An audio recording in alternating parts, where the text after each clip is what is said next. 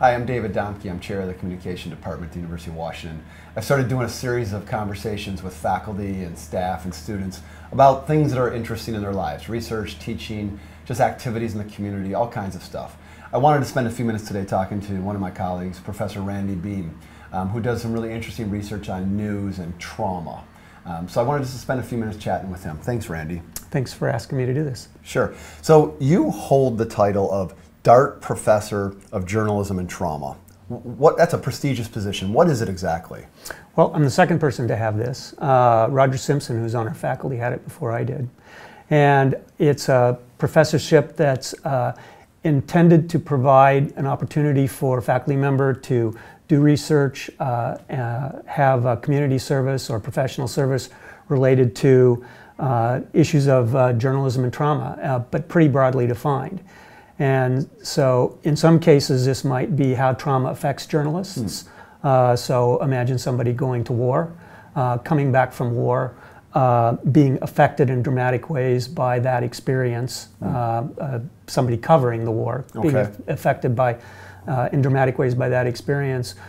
People who have, there's a body of research about how journalists have tried to cope with that and what can be done to help minimize the traumatic effects of experiencing a combat situation as a journalist. So is the focus on how journalists deal with trauma? Well, that's one issue. That's one element of it. I think another, and probably a growing element, is how news organizations, how the news media, how social media deal with issues of violence and trauma. And so violent traumatic events are a very big part of the news. And so someone in a position, the position that I'm in, I think tries to take an interest in that and help understand how the media cover, for good or ill, violent traumatic events, and then help journalism students understand how they might do that more sensitively.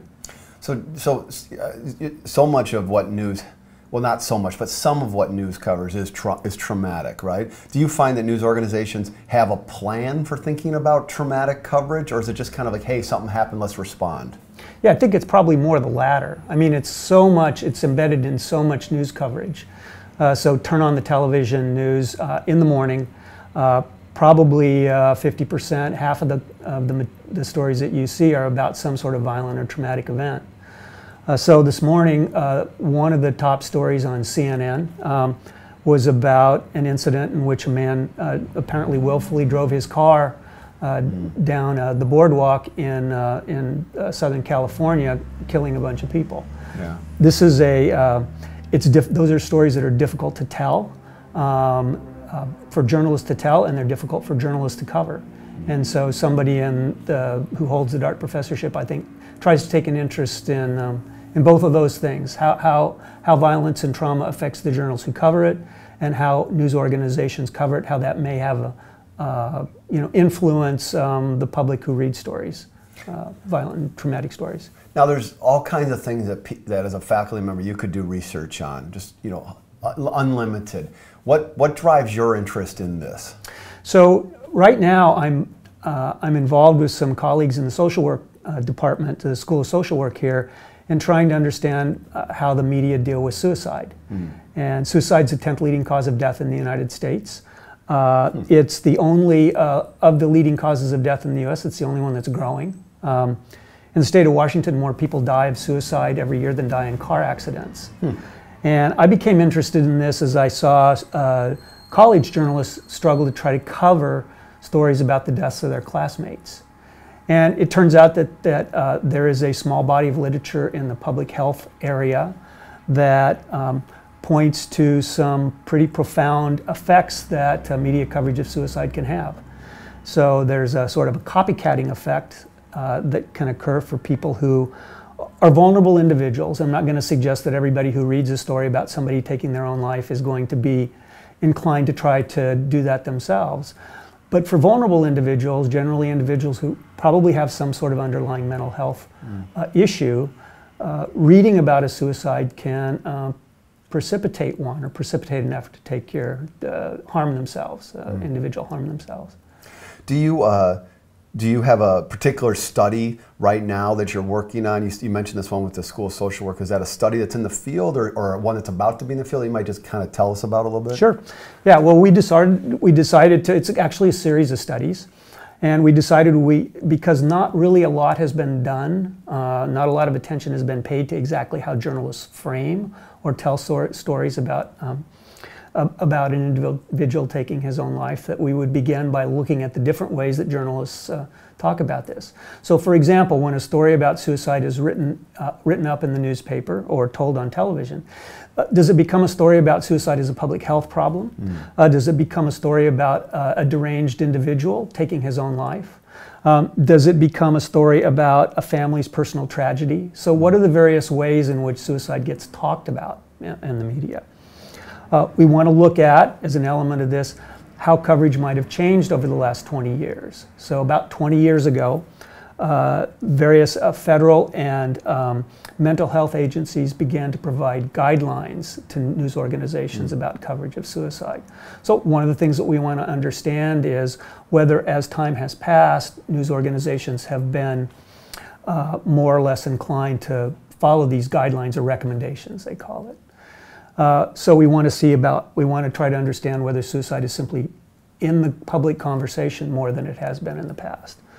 We think that it very well might be for a couple reasons. One is people's notions about what's private information have changed. So that would be one reason. Another is that suicide is becoming a increasingly common form of protest or attack. So suicide bombings have now become much more common. So we just want to kind of understand how the discussion of suicide is taking place. We want to look at this over time. We want to try to have a fairly sophisticated understanding of how journalists frame suicide. And then the next step in the process is to try to go out and talk to journalists themselves about how they cover suicide. When did they decide to do it?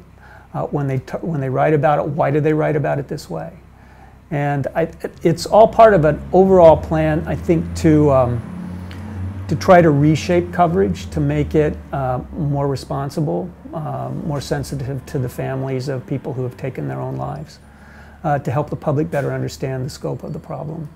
Do you teach students about these things too, or is this something that is hard to kind of bring into the classroom? Well, I think it's challenging to bring it into the classroom, and yeah, I do teach in a journalism class I've taught. A graduate student here, Will Mari, and I devised what we call a simulation that presents students with a scenario in which a young person has taken his own life on campus. And we ask students in our journalism class to work through some various issues that might arise as say, a college newspaper, a college television station would try to think about how to cover this. So what do you tell people about, how much detail do you provide about the manner of death? So the recommendations suggest you shouldn't provide a lot because these can function as, in a sense, a recipe for vulnerable individuals. When do you tell the story? I mean, do you begin telling the story immediately, thinking that news is going to be flying across campus through social media channels otherwise, and you as the news organization need to get out there and try to be clear about the record? Or do you hold back and wait until you've got a better sort of fuller sense of what's occurred? What do you include? Do you include, presumably you would, include information about where people might get advice to help others who may be contemplating taking their own lives? Do you provide helpline information, things like that? So a couple of years ago, when I was teaching a really large class, a student took their life on campus. That student was not in my class, but several friends of that student was in my class. And I sent out a note to the students just saying, hey, I know this is difficult, I'm happy to talk to you. And some students did approach me, did talk to me about it. It's really, for many of them, they've not lost somebody loved, a loved one close to them. So this is complicated stuff, huh? Yeah, I mean, I think one of the national experts on suicide said, we know a lot about causes of death for various, of the top 10 public health problems in the United States, we can track down the cause of death. Like we smoking understand. Or something, yeah. Right. But suicide remains a bit of a mystery. So we know that people who take their own lives tend to have some sort of underlying mental health issue. It may not always be obvious to the individuals and that are close to them in their lives at that time. What exactly precipitates them to, at that moment, seek to take their own life? Again, something that's not really well understood. And as one expert points out, human beings are really the only member of the, they're the only creatures who overtly go out and seek to take their own lives. So it's a very complicated issue. With the social work folks that you're working with, as I understand it, there's a new initiative on campus. Is that correct? That's about suicide prevention. That's going to become formalized soon. Could you tell us about that? Sure. Yes, the organization is called Forefront, and the goal of it is to not only for the UW but for the community in general, essentially for Washington State, if we can manage it, is to provide resources that would be available to help people who might be contemplating taking their own lives, to conduct research particularly about how the media deal with suicide, among other things, to help train mental health providers to better understand suicide and the risk of suicide among potential patients. So those are some of the objectives of this organization. And the launch event for Forefront is actually September 10th, and will be over at the hub. And the endeavor here is to provide sort of a comprehensive approach to suicide prevention, certainly at the UW, but we hope in the community beyond as well. Is there a website people can go to that we could list as part of this video? You don't have to. In fact, we are in the process. Forefront is in the process of developing a website, and it has a homepage up, and is now going through the arduous process of trying to populate the website with additional information. Okay, so we'll list that as part. Yeah, of this. I hope you can do that. One last question I'd ask you is do you see? This isn't work you've been doing for 20 years. This is more recent work. Is that correct? It is more recent work, yeah. So it connects to things that I've done in the past in this sense. I'm somebody who's really interested in why news is the way it is instead of some other way. So why do journalists do this instead of that? Why do they cover a campaign this way instead of that way? And so I've taken this interest and sort of applied it to this public health problem. And so the question is, why does suicide get covered the way it is instead of some other way? We do hope in the long run that we'll be able to, probably not through the work I do, but through the work of colleagues in social work and other places at the university, begin to understand what it is about media coverage that literally causes someone, maybe becomes the trigger. We hope we can uncover that. And we also hope that we can, by better understanding what journalists now do, talk to them about maybe what they should do in the future. So long range, the goal is to try to reshape coverage to make it, again, more responsible, more sensitive. That's really, I mean, I feel the ethical weight of that. Do you feel the ethical weight? I do. I mean, one of the nice things about this line of work is that I really feel like it can make a significant, concrete social contribution. And so that's one of the things that drew me to this project. I got interested by seeing how students struggle to try to figure out how to do this right, and I thought we can maybe conduct research that would help us figure out how to do that. Yeah. So maybe save lives in the process. Yeah, that's great. So this is just one example of the many things that faculty do around here.